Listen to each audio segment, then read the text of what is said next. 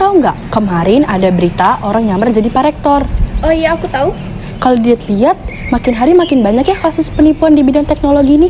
Betul banget dan bermacam-macam juga. Ya kan? Kamu tahu nggak apa aja jenisnya dan gimana cara untuk terhindar dari hal itu? Ayo kita cari tahu. Terkena serangan cyber oleh peretas yang disponsori saudara gangguan layanan BSI ini terjadi di seluruh Bjorka kembali berbuat ulah di jagat maya. Hacker Bjorka mengklaim. Siapakah Bjorka?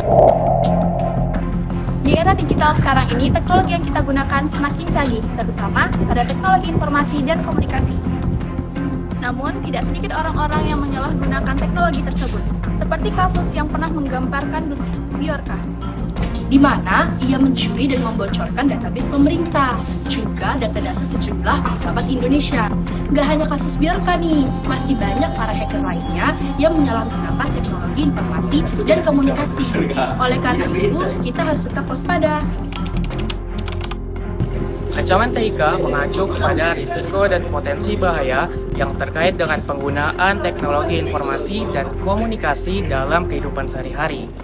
Hal ini mencakup perangkat lunak, perangkat keras, jaringan komputer, internet, dan berbagai bentuk teknologi yang digunakan untuk menyimpan, mengakses, dan mentransmisikan data dan informasi.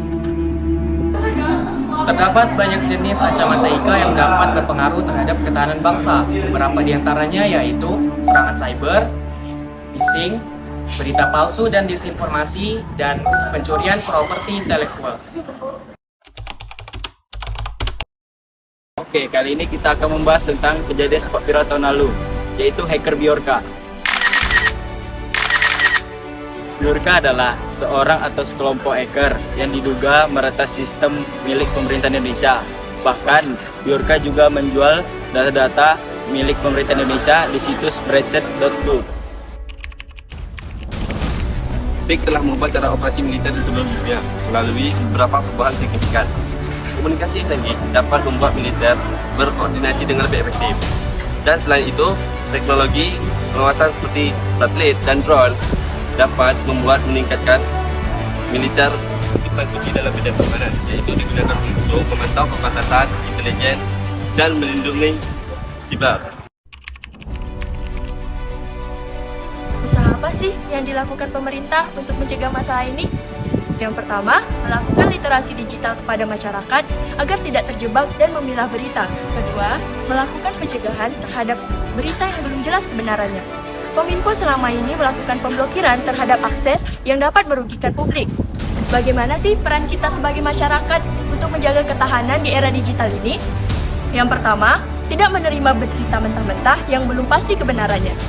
Yang kedua, segera melaporkan konten tersebut ke Kementerian Komunikasi dan Informatika agar berita hoaks tidak beredar. Apa sih tantangan di masa depannya? Sebagai contoh, di tahun 2045 perkembangan teknologi akan jauh lebih pesat dan pastinya akan lebih banyak lagi ancaman yang mengerikan dari tahun tersebut. Bayangkan bagaimana jika kita tidak bisa menghadapi hal tersebut.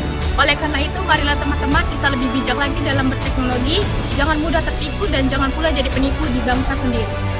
Literasi digital di era sekarang sangatlah penting bagi kita semua, karena kita sebagai warga negara Indonesia haruslah bijak dan waspada dalam menggunakan teknologi digital, karena ini merupakan bentuk dari perilaku, ketahanan, dan bela negara.